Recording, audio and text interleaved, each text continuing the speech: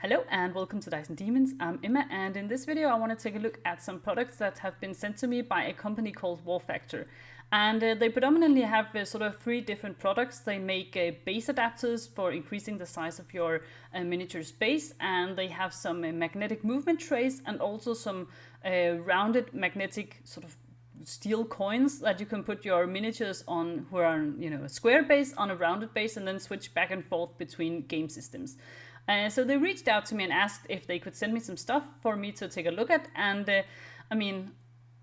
I have the idea that as I'm an old player, movement trays especially would probably be a good idea, but I just really haven't actually gotten around to getting some. So this was a perfect opportunity for me to take a look at it and see what I think.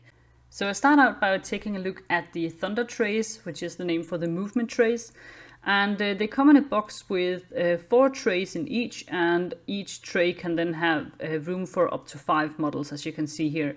And some of the trays are meant for 32mm bases, and some of them are meant for 25. And as you can see, they look really nice and sturdy. It's not like it's some sort of really thin, cheap material. So it says in the letter they also sent me that you need some pretty strong magnets for it to work. But my boys are already magnetized using some pretty weak ordinary magnets, and I just thought I'd try them out. I mean, I'm a little bit lazy, so if it works, right?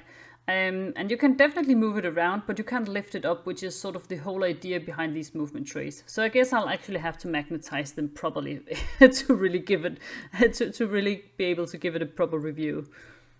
They have also sent me another type of movement trays, and as you can see, these are just like one single line and also meant for 32mm bases. They've also sent me some for 25. And it just means that you can, get the trays that works for you. As you can see, the models fit really closely together, which is fine, but it can also take a little bit of positioning to get them to actually stand next to each other as they're supposed to, instead of, trying to push each other off the movement tray. I mean, they are orcs after all, so, makes sense that they're not really willing to give each other space. As you can see here, the movement trays come in 4 different colors, brown, black, gray and green, just to match the most ordinary colors that people paint on the rim of their bases. So I magnetized one of my beast snagger boys properly using the magnets that they have sent to me. As you can see, they're pretty strong, the magnets, and it works way better than the weak magnets that I originally had on my boys. So yeah, I guess if you want to use these movement trays, you actually do have to use proper magnets. Otherwise, I don't think you'll be really happy with them at all. So, but using the proper magnets, it works pretty well.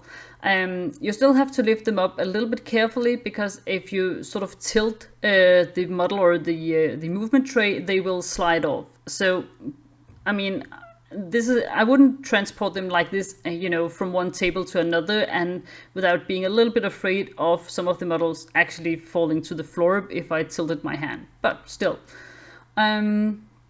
I then decided to see if it would work even better with 3 magnets. So I used 3 of the strong magnets. Each magnet can hold 400 grams. So this is like 1200 grams of magnetic force, and it works a bit better. All the beast snaggers have now been magnetized properly as I was instructed to, instead of just me going for the lazy option of trying to see if my cheap, not very high quality magnets would actually do the trick, which they didn't. I also wanted to try out the 25mm trays, and for that I used my Ozark Bone Reapers, and it's only this guy that I'm holding right here that I have actually magnetized using the proper magnets. And as you can see, I can hold the end of the movement tray with the 25mm models, but for the bigger models such as the beast snaggers, I should probably only try lifting it using the middle model. So I think it actually works even better on the 25mm scale, or just because the models are lighter, I'm not quite sure. But still, that's definitely a consideration at least. Next up, I take a look at the base adapters, and the base size on the Ozark Bone Reapers here are 25, and so now I'm trying to increase it to 32. I don't have any old models that have actually gone up in base size since I bought them, so I'm not currently in the market for this, but I can definitely see if you have like a whole bunch of orc boys that you have on the old 25mm bases, and now you want to use them at a tournament or something, this would be a really nice product. You can see that the fit here around the edge is not like 100% smooth and neat. So if this was for a painting competition, I would probably go with new bases. But for like a gaming setup, I think these works really well. And of course you can just once they've glued in place, you can just do a little bit of basing material on the edge and you will hardly ever notice. Here you can see the Thundercoins, which are meant for putting a model who's on a square base on a round base, so that you can sort of dynamically switch between gaming systems. I don't currently own any models on square bases, but I'm excited about the whole Warhammer the Old World stuff, and if I bought some of those, they would probably come on square bases, and then it would make a lot of sense to me, at least, to be able to switch them to round bases so that I could use them as proxies in games of Age of Sigmar, for instance. So I think this is a nice little idea, and something that can perhaps give your models just a little bit more gaming life, so to speak. And you can see they come in 4 different sizes, which is really nice.